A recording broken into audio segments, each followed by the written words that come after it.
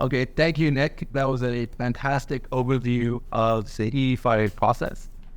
Cảm ơn luật sư Nick đã có đưa đến hội thảo một cái nét nhìn tổng quan về chương trình EB5. I think the formal start of that process is the investment into the EB5 project. Và cái điểm quan trọng ở đây là cái vốn đầu tư đưa vào cái dự án. And so today I want to just briefly introduce two projects that Better Capital is sponsoring. Và hôm nay thì tôi xin giới thiệu về hai cái dự án mà BCI Better Capital đem đến cùng với Kornova thị trường Việt Nam. Okay. One is a urban TEA project. Một là dự án trong vùng đô thị nhưng mà cũng thuộc cái dự án khu vực khuyến khích đầu tư. And the other one is a rural. Và dự án còn lại là thuộc vùng nông thôn.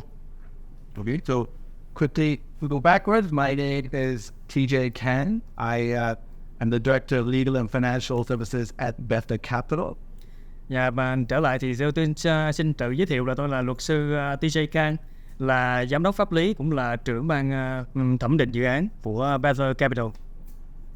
I spent most of my time working on and structuring EB5 offering that we sponsor. Tôi dành rất là nhiều thời gian và chuyên sâu vào để mà thẩm định các dự án EB5. So the first project that I'd like to present to you is the Four Seasons Suburb Residences.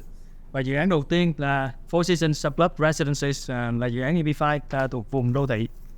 So this project is located in Miami, Florida. Dự án nằm ở Miami, Florida. So Miami is famous for South Beach, and this project is just off the coast from South Beach. Dự án này nằm ở vùng khu bãi biển miền Nam, tuy nhiên là nó nằm ở chệch về cái hướng Bắc nhiều hơn. Depending on traffic, you take 5 minutes or you take 40 minutes. Thì bây giờ vấn đề là di chuyển thì làm sao là chúng ta có thể get from South Beach to this location, which is in northern part of the Miami Beach.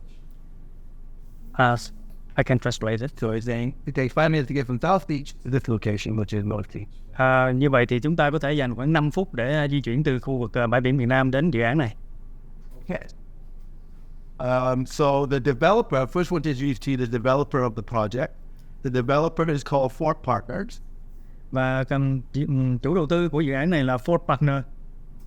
And they specialize in developing Four Seasons hotels and resorts. Nhà chủ đầu tư này chuyên phát triển những dự án liên quan tới Four Seasons. So in the Florida area, they actually own all of the Four Seasons that are in South Florida. Chủ đầu tư này có sở hữu tất cả các dự án liên quan tới Four Seasons ở miền Nam Florida. Right now, they're developing another Four Seasons in Telluride, Colorado, which is a ski resort. They have another one in Spain. They're actually developing another one in the Vatican City in Rome. And they also are developing two Four Seasons yachts. Các anh chị có thể thấy là ở khu vực Telluride ở Mỹ thì có khách sạn căn hộ cao cấp Four Seasons. Rồi về phía Tây Ban Nha cũng có một dự án ở đó. Rồi về phía Ý ở Vatican cũng có khách sạn Four Seasons. Và gần đây là hai cái du thuyền của Four Seasons cũng là một cái dự án siêu sang. And they also have plans in the works right now to develop additional, I think, 7 Four Seasons properties in Europe. Và hiện tại thì có khoảng chừng 7 dự án của Four Seasons ở châu Âu. And so over the next 4 or 5 years, they will become one of the largest, if not the largest, Four Seasons owners and operators out in the world. Và có thể là trong vòng 5 năm tới thì Ford Partners có thể là một cái chủ đầu tư chuyên về làm cái dự án của Four Seasons và lớn nhất trên thế giới.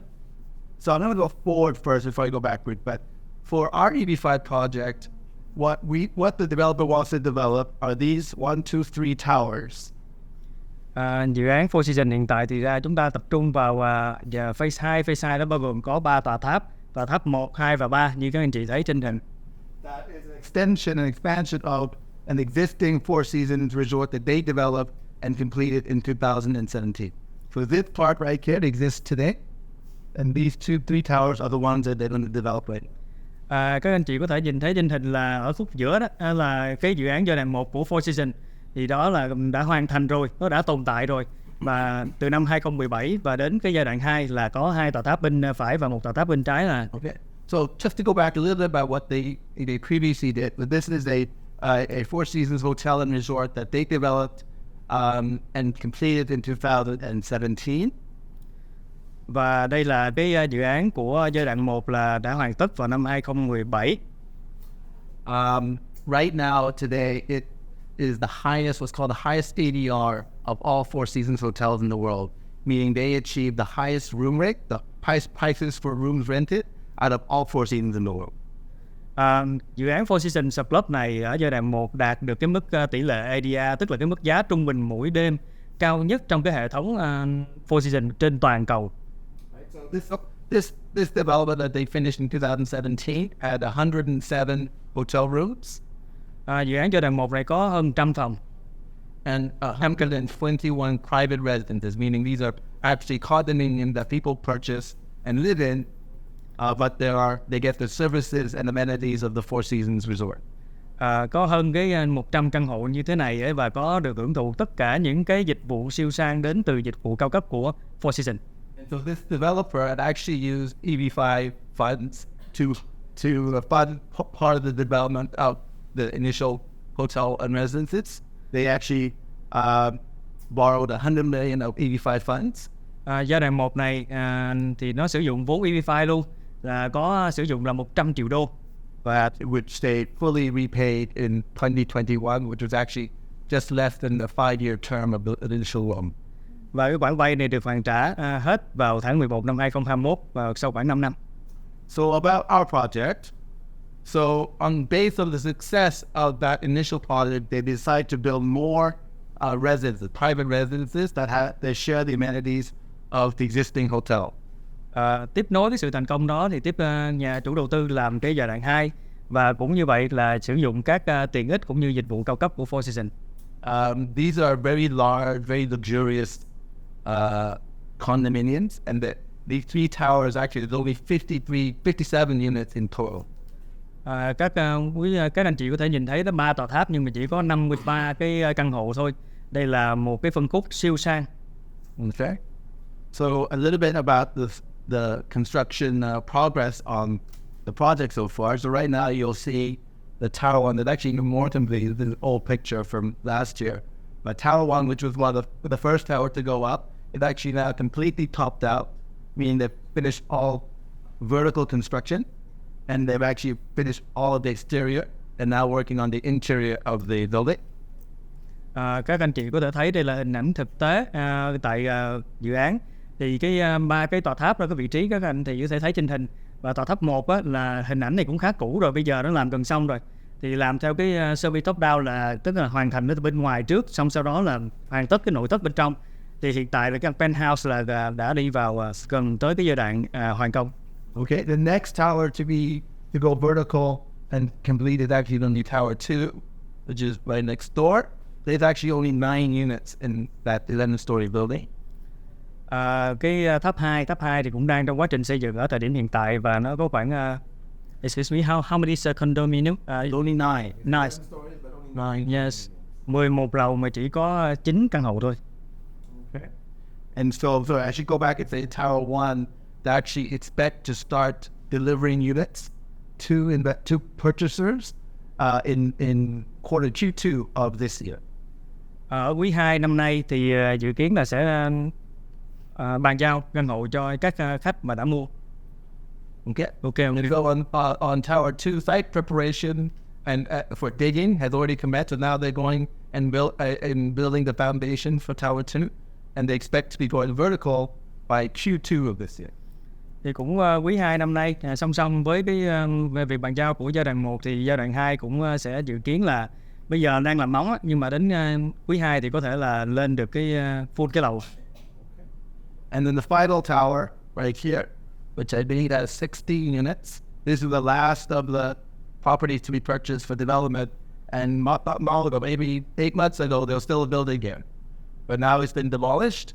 They have completely prepared the site, and they now have to do what's called deep soil mixing, which is preparing the site to then go horizontal, vertical. Yes, tháp 3 thì bây giờ cũng đang bắt đầu khởi công xây dựng. thì đang ở trong quá trình mà làm móng, xới đất rồi làm những cái san lấp mặt bằng. So this project is well underway and in the middle of construction.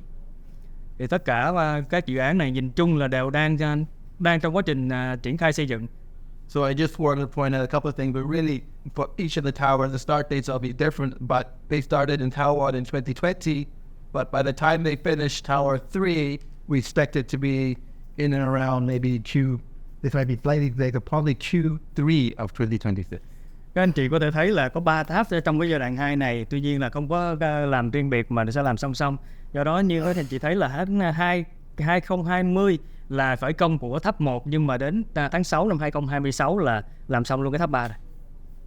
So when I talk at seminars about project selection, the two things I tell people about it, first is job creation. That's the most important thing, as it will include getting your green card. You got to make sure that the project it progresses in a way and creates enough jobs that the investors get their green card. And you'll see that for this project, we're anticipating getting 155 investors in total, which means that we would need 1,650 jobs to be created from this project in order to meet the USCIS requirement. Và các anh chị có thể thấy đó là quay lại những cái điểm mà phần trước mà luật sư Nick có trao đổi với chúng ta, là số lượng công việc làm tạo ra nó sẽ ảnh hưởng và quyết định đến cái việc mà chúng ta có thẻ xanh 10 năm hay không.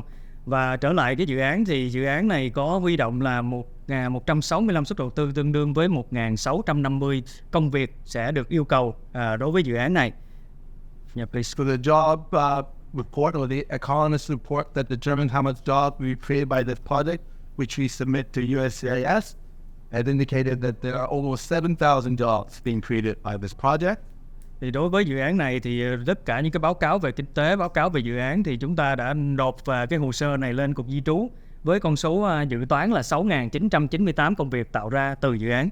And maybe more importantly, that the project had already created 2,386 jobs by May of last year. So that is more than enough jobs that actually needed for the investors in this project. Và cái điểm nổi bật ở dự án này, các anh chị có thể thấy là tới thời điểm tháng 5 năm 2023 là có 2.386 công việc được tạo ra rồi. So với con số 1.650 thì rõ ràng nó đã hơn rất nhiều. So the risk that your, I-829 petition that Nick was referring to will be denied because jobs were created will be very, very low. I'm a lawyer, if I don't ever say it never, but it will almost do. Là các anh chị có thể thấy là với cái số lượng này là chúng ta có thể nắm khá là chắc về cái thẻ xanh 10 năm rồi.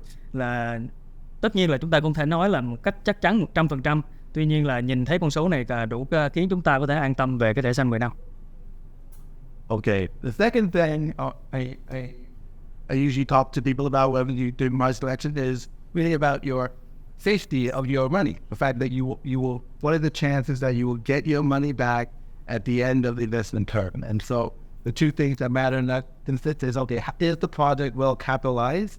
How is it going to be funded? And is there enough equity in the project?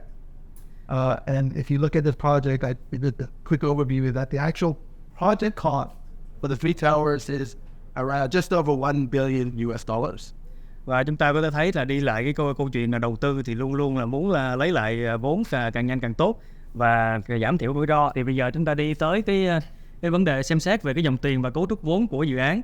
Thì làm sao về cấu trúc vốn là dự án như thế nào và dòng tiền của họ để rót vào dự án làm sao. Thì trước tiên đi vào cấu trúc vốn thì chúng ta có thể thấy là tổng giá trị của dự án là 1 tỷ 035 triệu. There is a senior loan on each of the properties to fund part of the acquisition of property as well as the construction of the property, and that accounts for $321 million of 31% of the construction costs. Là rõ ràng thấy ở trên hình là có 31% là cái vốn vay cao cấp là chiếm cái giá trị là 321 triệu. EB5 we're trying to raise $132 million. So EB5 fund would be about 12.8% of the cost. 12,8% là cái tỷ trọng của vốn EB5 tương đương với giá trị là 132 triệu.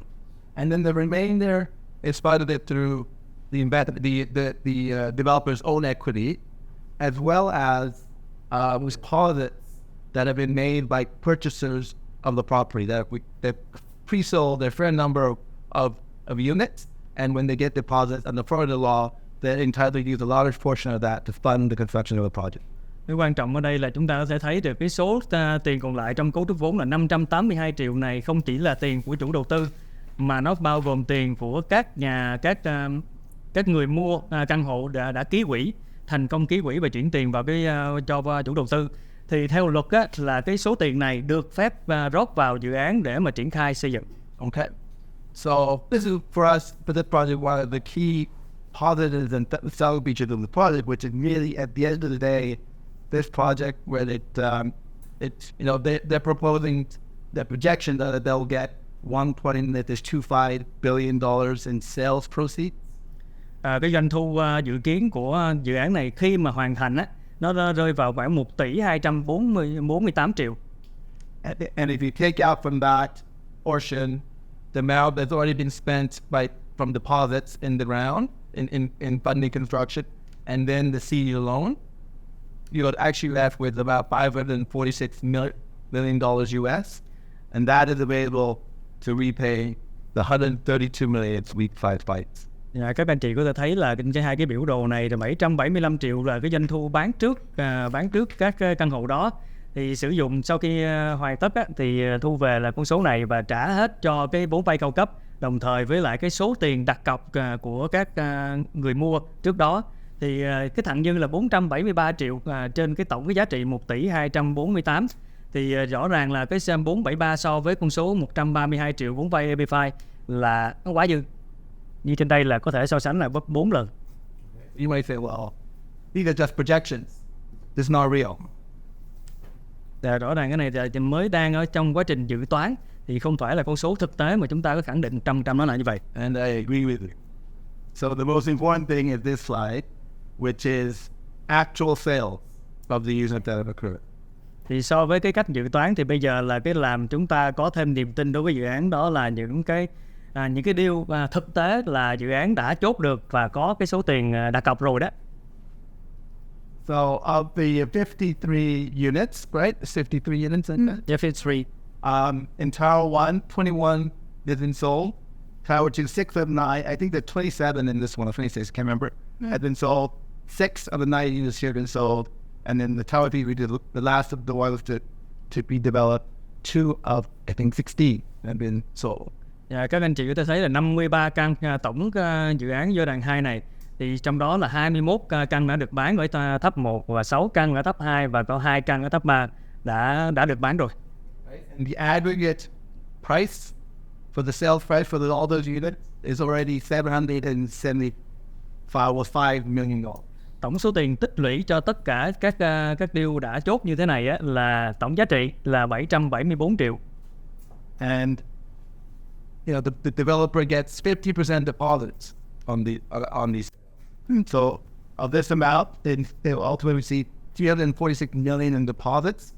The deposits that paid over time, but ultimately they'll have $346 million in their account.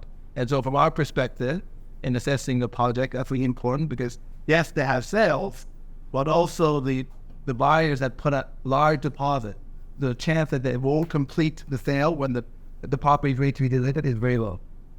Chúng ta có thể thấy là những cái đã bán được 774 triệu và đặt cọc là 346 triệu rồi, thì cái số tiền này thì rõ ràng là nó cũng là cái áp lực đối với chủ đầu tư để cho họ bắt buộc phải hoàn tất cái dự án, chứ không thể nào bỏ ngang cái dự án được. Đó là cái trách nhiệm về tài chính cũng như trách nhiệm về pháp lý. So for us, reviewing this project with the developer when we were negotiating it, when you looked at the projected revenue numbers, we thought this was reasonable and is in fact ultimately supported by the actual sales that they had. Thì nhìn hai cái bản này là cái bản thực tế, là cùng với quay lại cái câu chuyện trước là cái cấu trúc hoàn tiền lại, thì chúng ta có thể thấy là dựa trên cái tốc độ bán hàng như thế này thì cái con số 1 tỷ 247 triệu nó khả thi hơn, tin tưởng hơn.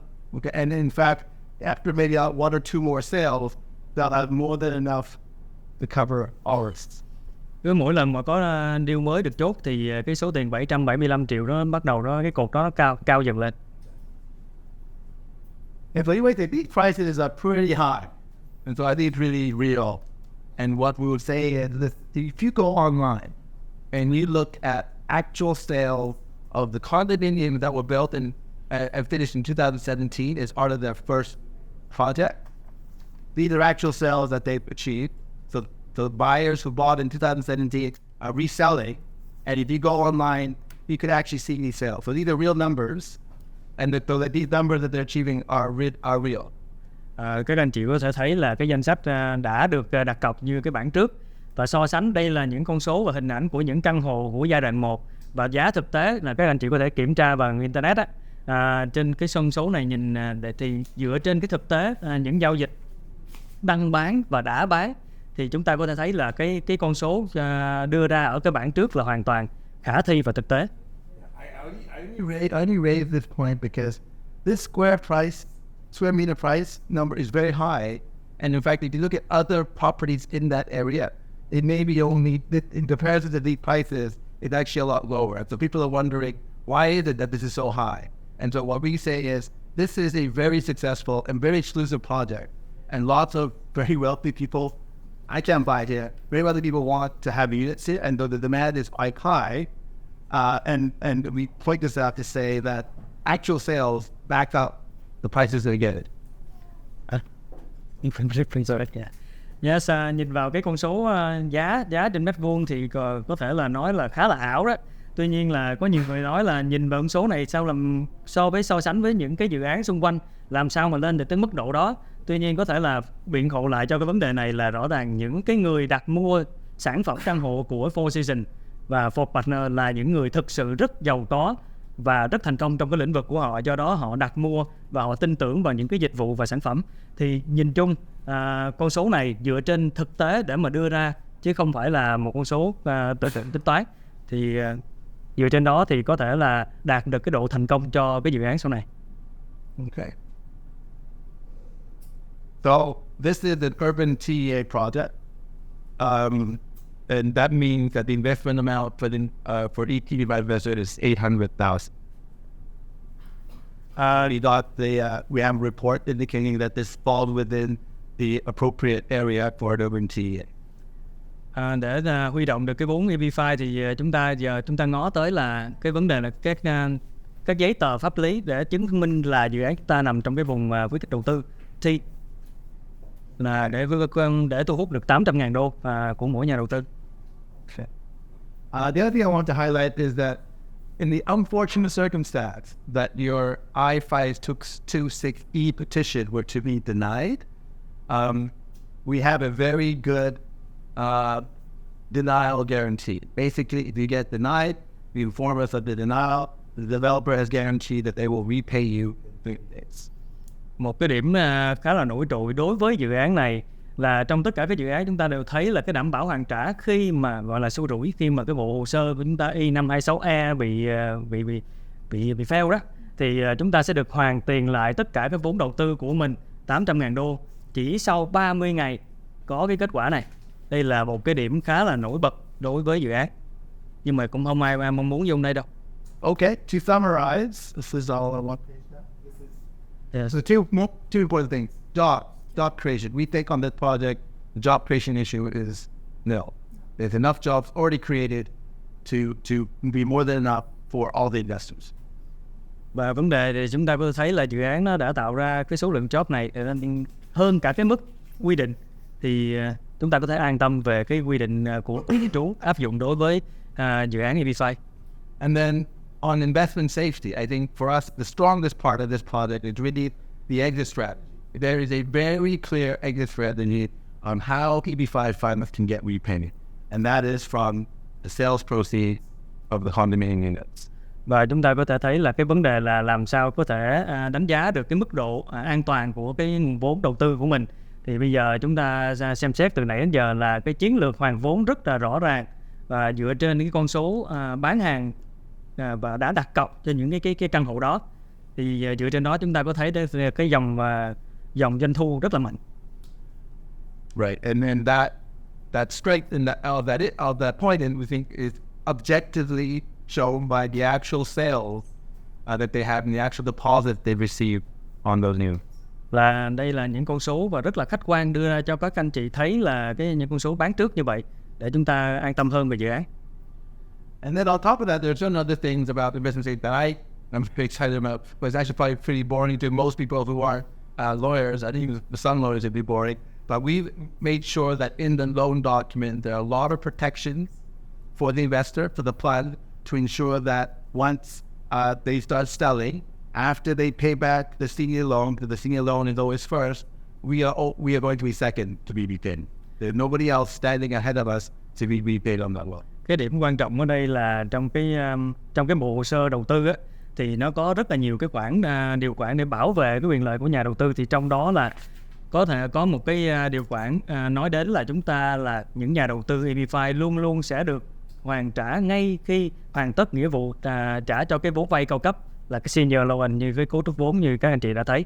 Okay, so this was a very high level summary of this project. Sometimes we do a much lengthier presentation on this project, but I'm happy to answer any questions you may have at the end.